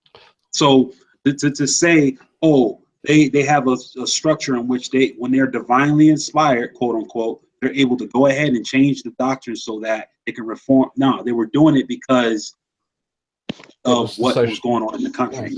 Like if slavery was still going on, if the Civil War didn't occur, if the Emancipation Proclamation didn't occur, if 1960s didn't happen when it comes to Martin Luther King and freedom fighters and things of that nature, I'm telling you right now, LDS will still have those policies in place now. I guarantee you. I just want to say this. And I would agree. Go on. Sorry, African. No. I blocked you twice. You go on, African. It's called modern day slavery. Nothing changed whatsoever because the 1% still controls the world and run it. They have all the wealth. What's that now? I said slavery still going on. It's called modern day slavery. The 1% of the world, all the wealth. And I agree with African. She does. There's one thing that we all have in common. We're all slaves. How do you know I'm not? How do you know I'm not rich? It's terrible. We think about it, like we come down to it, like the whole world is enslaved, not just one group of people. It's like the whole world. That's not normal, in my opinion. Each country you go to, it's the same exact thing. But you look at how they try to divide. You look at how people try. You look at how there is so much manipulation to try and divide people. How much of it in there?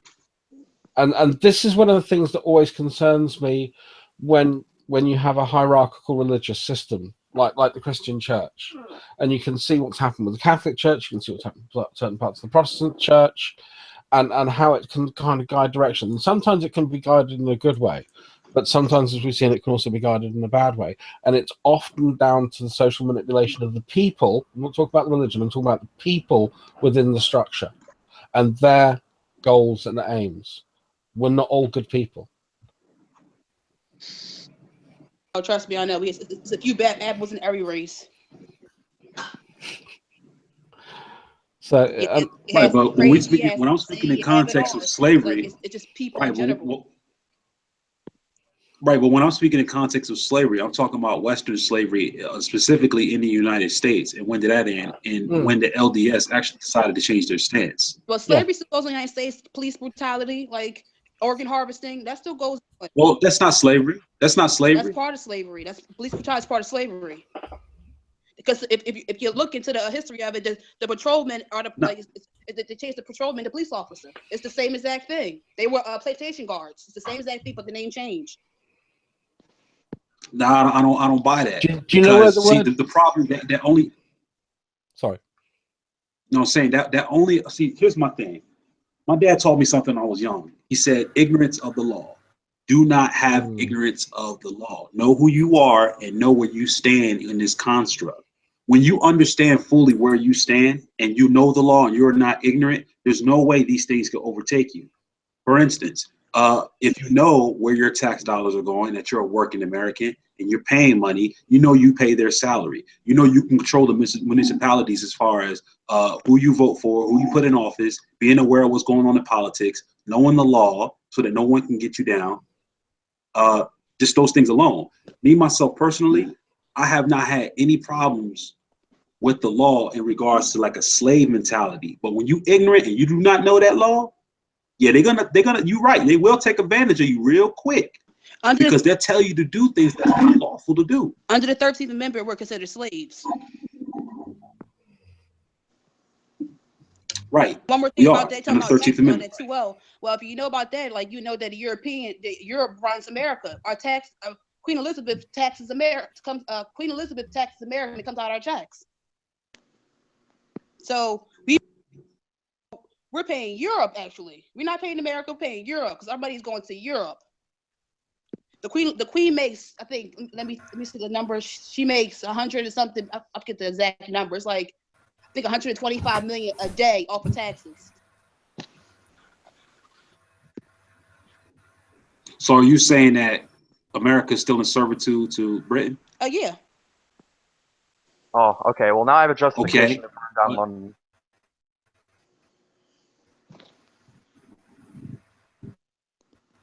I'm sorry, go ahead. And I think regarding her clause on the 13th Amendment, it was that there's the first line essentially says, in layman's terms, no more slavery unless in form of punishment or an acceptance of a crime. Right. Right. And I think she's going off on the punishment and crime aspect of it, and how punishment and crime can be subjective to whatever societal standards at the time. No, this is how I look at it. If they talking about how can I explain this real quick? You have crack cocaine, whatever, right? Cocaine makes crack, but the person that does it gets more years, but the person that makes it don't, that brings it into the country. So that's what I'm saying. They like things are created for people to do stuff and for their demise. Everything is done for a reason. Like everything you think you do is like by free will. No, it's a small part of design. Well, I think we can. Kevin has a point in the sense that if crack is illegal, don't do it, or reform until it is legal to do it. Get that, but who's bringing the crack in for people to do it? That's the. Well, they don't bring the crack in; they bring the cocaine in, and then they mix a bit of bicarb soda and a bit of water and nuke it in the microwave. So that's my thing. In order for me to make crack cocaine, I need the coke. Who's bringing it in? Yeah, but it's part of the problem of having a prohibition black market based society. I know. I get what you're saying. Here's my thing. If I'm the person bringing it into the country that's causing the problems, when you look at me, it's like, hey, she's bringing it in. You are doing a much more serious crime because you are harming more people. I agree with you. Here's my thing, though. If you selling coke, you don't get that much time. I mean, but it makes crack cocaine. But if you do crack cocaine, you get more time. Like you get less time for cocaine. But cocaine makes crack cocaine. That's weird to me. I'm looking like, wait a minute. If I get more time for doing the drug, but the person that's bringing it in get less time to me, wait a minute. Well, I guess we can give that up to, I think, is it the FDA that regulates legal and illegal drugs? I guess they see the mixing or making of an extremely harmful drug like crack cocaine and say that's more dangerous than selling it because they're harming their body. So we have to. Actually, do you know it's punishing the victim rather than actually punishing the person that's enabling the victim. Yeah, but look, this is the thing. And yes, people are responsible for taking the drug in the first place. But look, though, if you look at the FDA, whatever, cinnamon is in stores, but like that's more deadly, more get out. How can I put this? You get a higher high than cocaine. And that's cinnamon by itself. You check the FDA and it shows like classification for certain drugs, whatever. Like caffeine, that's a drug, but it's perfectly legal to drink. Yeah, it's what's become the socially acceptable and the social non-acceptable. But look though, caffeine is more addictive than cocaine, but it's perfectly legal. So like that right there is like a contradiction of like what can be acceptable or not. Because people buy coffee every single day, and it's a drug. It's more legal than cocaine, crack, and all that. Cinnamon too. Buy it in the grocery store. It's more. It gets you a high. It gets you a a higher high than cocaine and crack. But people buy it in stores, but it's legal. We're kind of getting off topic, which I think was discussing Mormonism. Yeah, I think regarding Mormonism, I guess we can sort of conclude in the sense that it's just a force idea on a religion. I mean, I think it's just not like an individual force idea, but a societal force idea. Yeah, but where you are was the old building. So it's a 45-minute drive from the Park Place all the way to the building. So yeah, I mean, if this episode, They moved all the infrastructure over to it. he's on his phone. Anyway, yeah. To conclude, I guess. Oh wow, they didn't explain that. I didn't get an email. Well, maybe I did get an email, and I haven't checked my email. But dang, okay.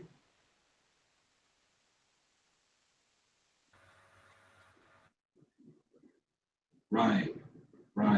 I have to check with them to see what's going on because I thought a lot of those servers in there they were actually still using, but if they migrate them over to Amazon, then I wonder what's going to go on with the infrastructure team in store. Because those guys run everything. If Amazon's running everything, what's the point for having them? That's a good question. Well, let me hit up Dre and see what's going on though. Wait, what's the question? Nah, he's on his phone. I'm trying to see if he can mute himself.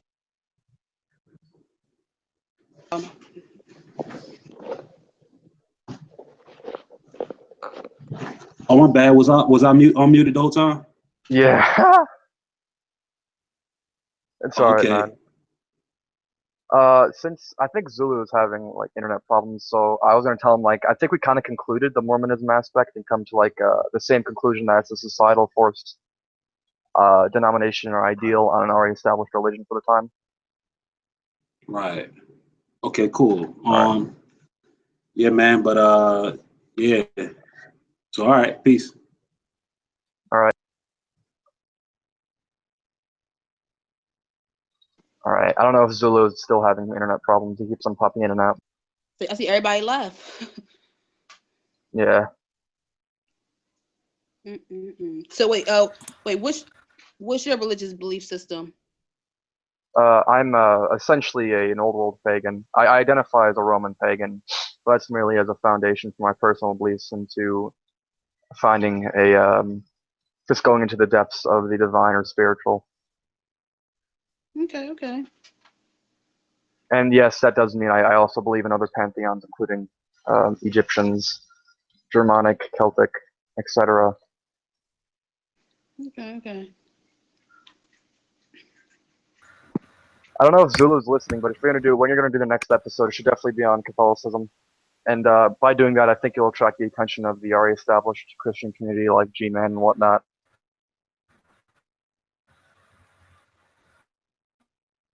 Because a lot of people in the Christian community have a really they have a big. I'm gonna do that. Oof, you're coming in rough.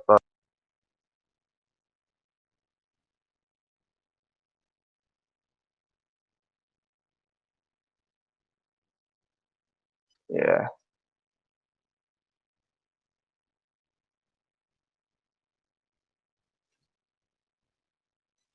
I guess other denominations are Orthodox, not Russian or Greek, just Orthodoxy in general. Maybe you can get what's his face, Han Solo on here, perhaps. I think he's an Orthodox.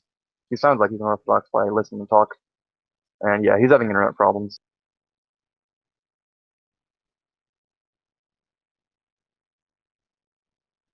If he's gone for too long, the call will drop. Or if he's gone for too long, at least.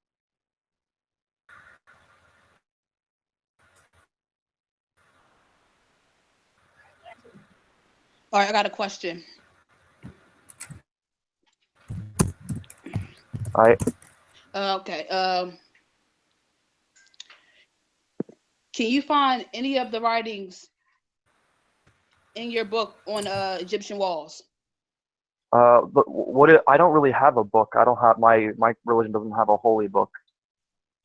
Oh, really? No, there is a story of the deities called Theogony, but it's not a holy book. We're my religion's tradition and based. Okay. Did he just leave and that's like? No, he's having internet problems, so he keeps on refreshing. Oh wow, that sucks. I But no, understand. I know a lot of African pagans. I guess I don't know what I hate labels. Let's just call them Egyptians. I know a lot of Egyptians who practice the religion. Yeah, well, see, if people like actually did back and study whatever, the Egyptians didn't have belief system. It was an all-knowing state. They didn't have What do you mean? like they didn't like have like like didn't have a Jesus or that. It was a knowing state. Like I knew who I was. Like I knew I was made out of atoms.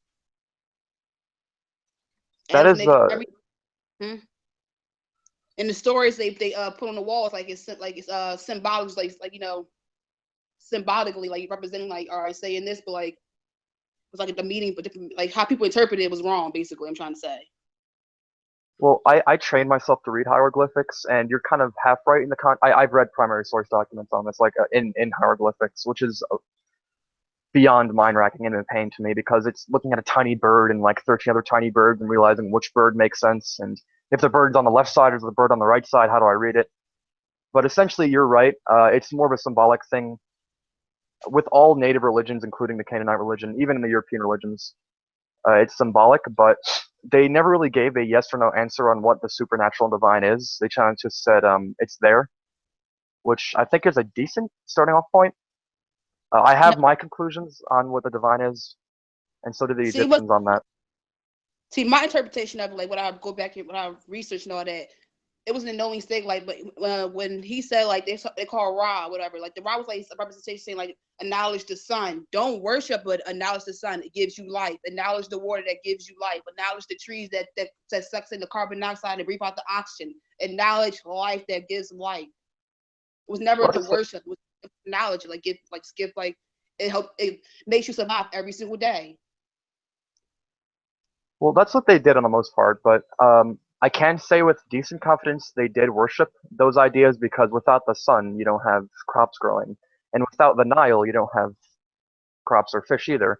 So I get in the way of appeasing the idea of that divine, they essentially worshipped it like the ancient religions did.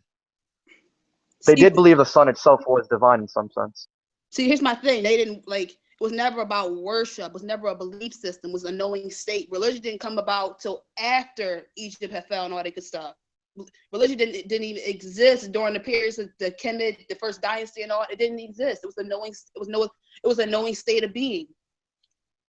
Like they didn't believe it. Like it's like believing in God and all that. Why would I? It's like how can I say like God created everything? Well, Adam's created everything. So Adam's created everything. Adam's inside me. So wouldn't it make me God as well?